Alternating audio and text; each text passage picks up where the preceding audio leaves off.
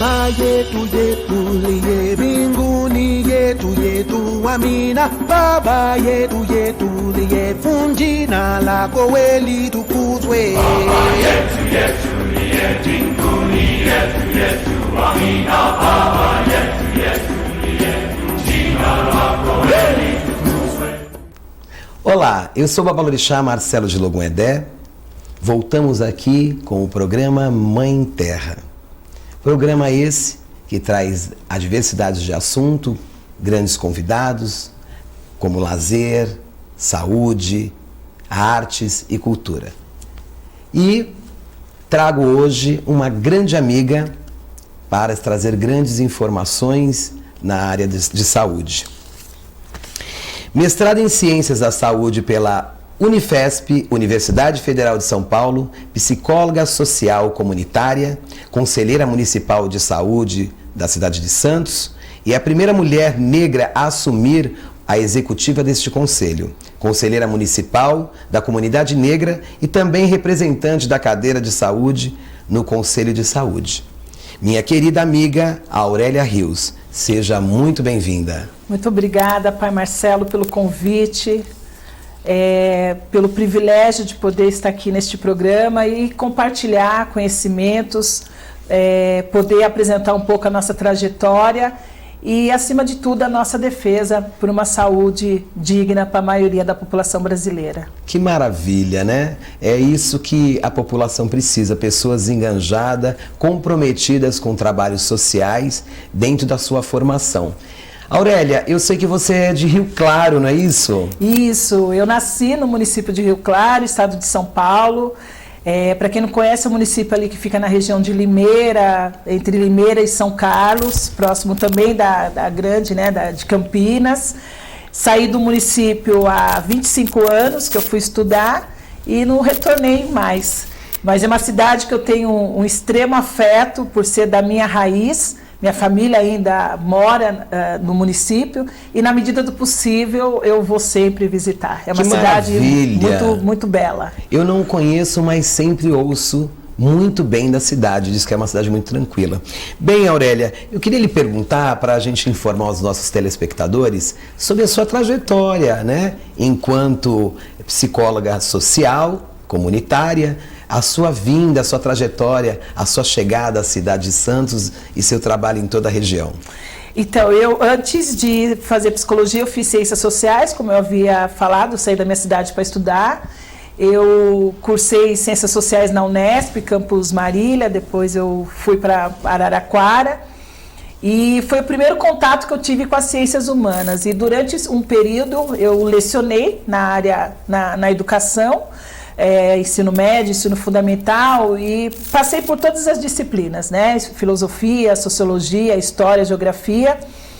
E há 20 anos eu tive a oportunidade de trabalhar em Campinas, no projeto Paideia, que eu falo que é um projeto também gênese do programa Saúde da Família.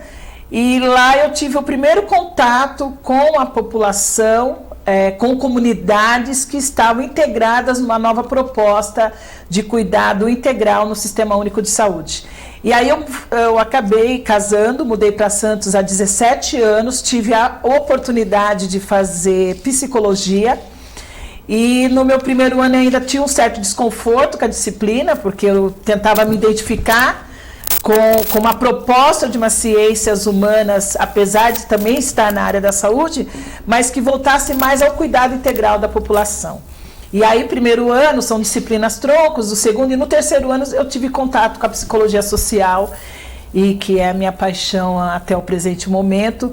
E essa abordagem que eu atuo, ela propicia para que eu tenha um olhar, além de ser um olhar amplo, mas que eu consiga compreender o ser humano a partir do seu território, do seu meio social, da sua cultura, da tua história, e o quanto estes fatores vão impactando e vão constituindo o psicológico das pessoas. Nossa, que trabalho vasto, maravilhoso, né? E eu andei acompanhando há uns tempos atrás sobre um coletivo de um trabalho, de um projeto da Cor da Loucura, que vocês fizeram também, né? Você mais um número de pessoas, um grupo. E isso me despertou muito interesse, no qual eu fiquei muito orgulhoso de ver, né? Um trabalho social, né? Voltado à população negra, voltado à população de baixa renda, a pessoas de rua, né? Enfim, eram para todas as pessoas que não tinham acesso, né? A esse tipo de tratamento. E eu gostaria de saber, dentro dessas experiências suas, como que você consegue diagnosticar uma doença dentro de um conhecimento, não somente na rua, mas de um modo geral? Nossa, muito boa a sua pergunta. Antes de falar do diagnóstico, é importante falar que todos os diagnósticos das psicopatologias, eles estão enquadrados num saber científico. Porém, existem determinadas especificidades de determinadas culturas, de determinadas populações, que você precisa ter um outro olhar, um olhar até mais antropológico, mais sociológico, no nosso caso, da população negra. O projeto da Cor da Loucura, ele originou de um coletivo, tem um idealizador, que é o André Nascimento, ele é assistente social, é um ativista, e o André, quando propôs este projeto, era para nós mapearmos a população negra que circulava na rua em situação de sofrimento psíquico. Então, a ideia também era um mini-doc. E aí, a partir do momento que a gente foi aprofundando essa proposta com essas filmagens, a gente foi vendo que precisávamos fazer um recorte dessa população na rua, e era um recorte raça/cor, porque ainda é muito visível o quanto o nosso povo negro se encontra em situações de vulnerabilidades sociais. E, consequentemente, estar em situação de rua também faz com que tenhamos esse olhar. Sem dúvida. E aí, como que a gente vai pegar um saber científico, trazer esse saber para foco dessa população, sem compreender o campo sociológico, o seu território, a sua região e o motivo que o levou à rua? Porque a rua ela é muito atraente, a rua ela não tem fronteiras, ela não tem um enquadre. E aí, nesse processo, a gente começou a estudar diversas psicopatologias e surgiu a proposta desse projeto, que é a Cor da Loucura. E a ideia seria levantarmos nos territórios do município de Santos o número da população negra em situação de rua. E é um projeto que, no primeiro momento, ele está em processo de ser reavaliado, né? Teve muitas pessoas que entraram, outras, enfim, entraram, saíram. Então, a gente está num momento ainda de readequação para poder colocar em prática. Né? E entre esses, existem outros projetos, você está inserida, né? Sim. Eu iniciei o meu trabalho no município de Santos na área da saúde mental. No meu terceiro ano de faculdade, eu tive uma experiência na minha família, né, de uma pessoa que teve uma crise psicótica, e aí eu mergulhei em estudar essas psicopatologias, aonde meu TCC, inclusive um TCC que foi desenvolvido em grupo, eu estudei a história da loucura. Inclusive, como obra principal desse estudo foi a própria obra História da Loucura de Michel Foucault, que eu acabei levando, inclusive, para o meu mestrado, essa linha de pensamento. E aí, desenvolvendo o projeto no meu TCC, eu tive acesso a uma série de usuários da antiga Casa de Saúde Anchieta, que foi o antigo manicômio do nosso município, que na verdade ele abrangia, né, território, a fronteira do Rio de Janeiro com o estado de São Paulo, com o estado do sul do país. Então você imagina, o único manicômio que abrangia toda essa região. E aí eu fui estudar a história do Anchieta, a intervenção, e conhecer essa proposta de um cuidado mais aberto para a população. E foi por conta desse meu trabalho que integrei com o André, e aí mergulhamos aí nessa proposta de olhar as pessoas em situação de rua que se encontram nesse processo, que não é só no alcoolismo, não é só na dependência química, mas também de uma psicopatologia que pode também ser desencadeada pela sua situação em vulnerabilidade social. Interessante. A política nacional da saúde pública, sabemos que existe sempre um empenho, mas uma grande deficiência, né? E dentro deste segmento da psicologia, aonde pode estar sendo mais abrangente para a população. Você acha que as políticas públicas destes movimentos, desses conselhos, têm avançado? Me dê para nós um certo resultado. Muito boa também a sua pergunta. Estar dentro dos conselhos municipais é ter participação da nossa sociedade civil. Somente através dos conselhos municipais que nós conseguimos pautar políticas públicas, conseguimos reivindicar, conseguimos fiscalizar e intervir. Eu acredito que a proposta mais avançada que nós temos no nosso país é o Sistema Único de Saúde, que é o maior plano do mundo, que abrange 98% da nossa população brasileira. E um dado muito importante a ser mencionado, que de 100%, 98% dessa população é a população negra que faz uso desse sistema. Então, cada vez mais existe toda uma política, existe toda uma informação de que o Sistema Único não funciona. Na verdade, o Sistema Único ele funciona assim. O que precisa ser feito é políticas públicas mais efetivas, qualificadas, para que consiga, de fato, atender a demanda da população. E isso só é possível se a própria população estiver envolvida, inserida dentro desses espaços. Que é os conselhos, você diz, são os conselhos. De levar propostas e realmente as demandas mais necessárias da população. Sim, sim. Inclusive, agora, nesse ano, eu estou fazendo parte da Comissão de Políticas de Saúde, dentro do Conselho Municipal de Saúde. Como você mencionou, pai, no início da sua fala, que é uma cadeira representativa do Conselho Municipal da Comunidade. De suma importância. Também é importante destacar que o fato de eu ser a primeira mulher negra a ocupar esse espaço na executiva do Conselho, mais uma vez prova a importância de estarmos envolvidos nessa política, uma vez que a nossa população é a população que mais usa esse sistema dentro das políticas públicas. Então, pela primeira vez, o Conselho da Comunidade Negra está inserido dentro do Conselho de Saúde. Aurélia, vamos para um breve intervalo e já voltamos já.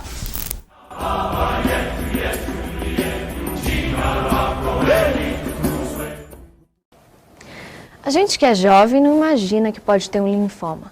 E é entre os jovens que acontece o maior número de casos. Mas eu vim aqui para dar uma boa notícia. Existem 85% de chances de cura se o linfoma for diagnosticado a tempo. Por isso, eu vou dar um toque. Faça esse movimento. Se sentir alguma mudança estranha junto com outros sintomas, procure um médico. Ajude a divulgar uma coisa simples, mas que pode salvar muitas vidas. Entre no movimento contra o linfoma da Abrale. Se toca. Quanto antes você descobrir, melhor. Se você quer algo diferente e está por dentro de tudo que acontece em sua cidade, mande dicas, sugestões de pauta pela nossa fanpage facebook.com/tvcom.santos. Interaja com a programação da sua TV Com. TV Com, interagindo com você. Estamos aqui na Agência Solano Trindade, participando da segunda edição do Café com Prosa para abordar maternidade e alimentação saudável nos dias atuais. Tivemos uma manhã muito prazerosa, acolhedora e afetuosa com diversas mães e as pessoas que puderam estar participando nessa quinta-feira. Foi um dia de troca, um dia de experiências e muito mais que pode vir a construir o dia a dia de uma mãe na rotina caótica de São Paulo. O maior desafio de trazer uma alimentação saudável para o Tom é mudar meu próprio hábito de alimentação. Eu tento ser a minha melhor versão, então ele me inspira muito a me alimentar melhor e a trazer as coisas mais diversas, pensar, bolar coisas diferentes para conseguir fazer com que ele nutra desde sempre hábitos muito mais saudáveis do que aqueles que eu tive quando eu era criança. O maior desafio para dar uma alimentação saudável para o meu filho é tempo. É conciliar o tempo, porque tem o trabalho para comprar os alimentos e aí preciso de tempo para prepará-los de uma forma saudável e prudente. O maior desafio da maternidade foi poder proporcionar uma boa alimentação para mim e trazer o resultado positivo na saúde dele.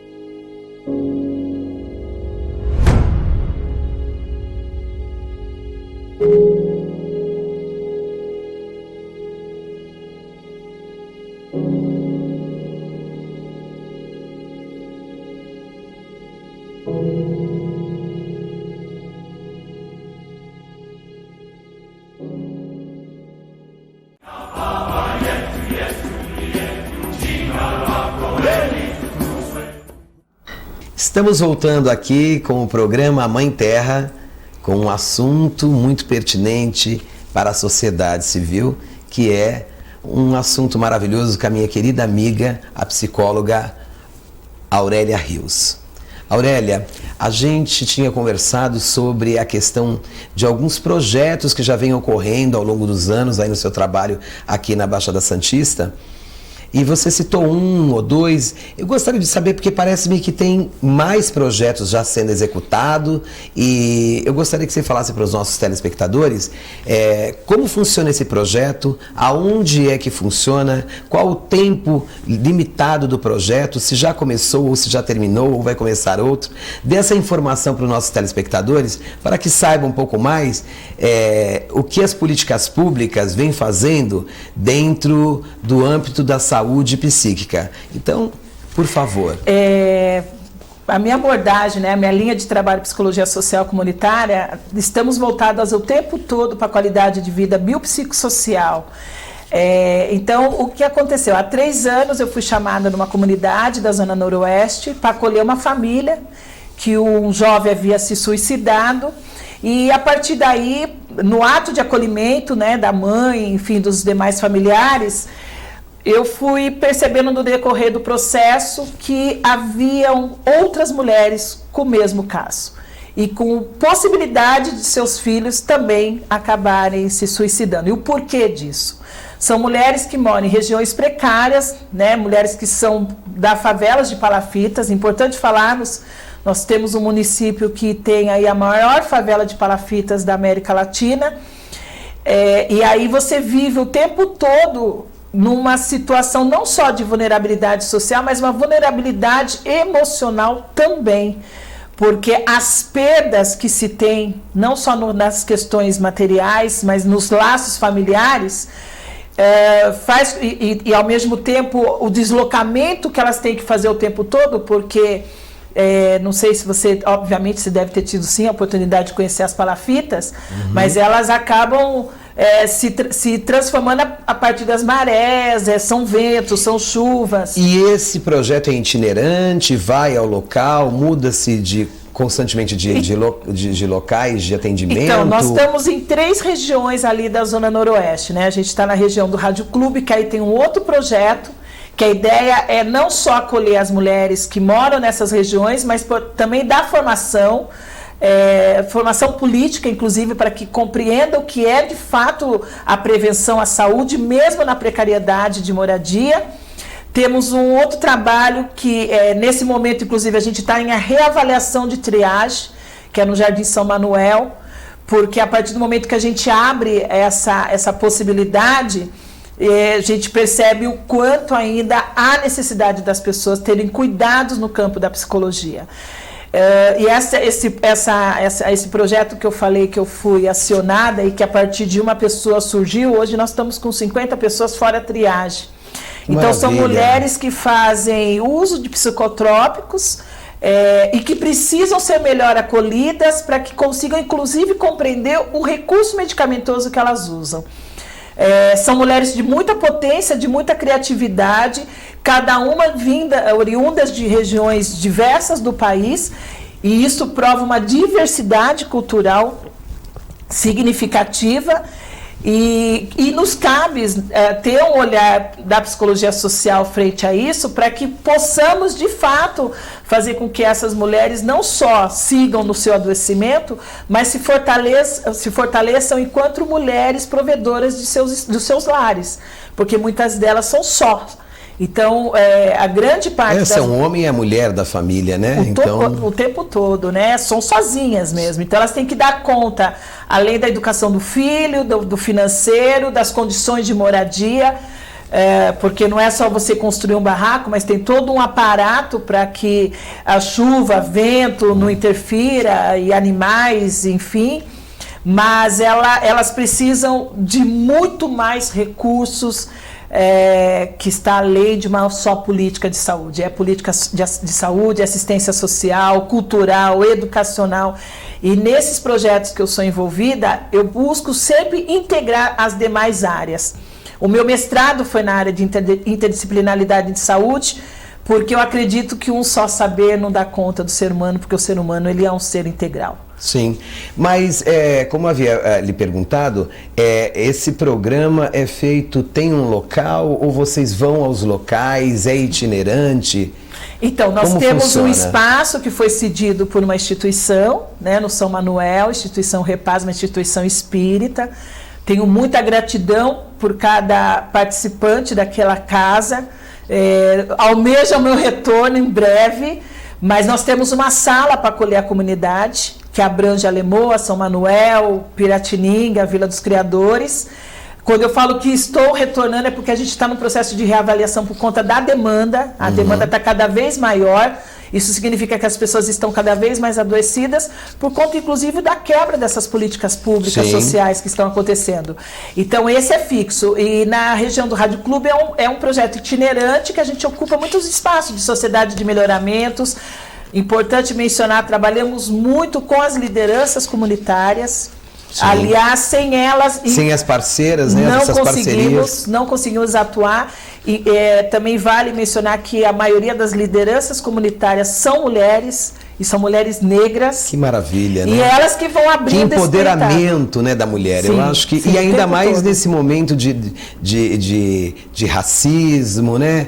E ter a mulher negra à frente, empoderada, isso é maravilhoso, né? Sim, eu claro, aprendo. todas as mulheres é ótimo, mas a mulher negra no qual vem num processo de discriminação aí racial há muitos anos, né? Isso, trazer isso à tona, a mulher negra como uma protagonista também junto com as outras, isso é divino, maravilhoso.